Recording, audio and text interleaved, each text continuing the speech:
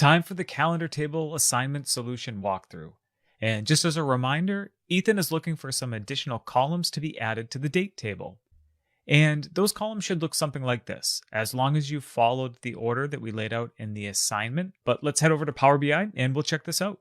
All right, so from our calendar table in the query editor, I want to make sure we have the date column selected, and we're going to first add a new column for month name. Let's go over to date, month, and then we have name of month.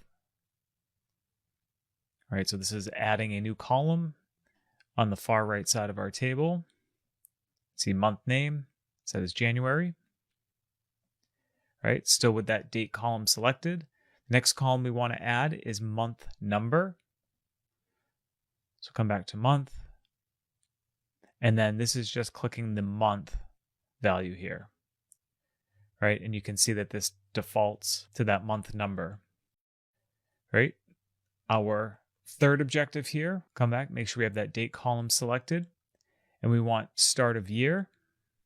So year, start of year. And perfect. And then last but not least, we want to add in a column just for year. Come up year and then year.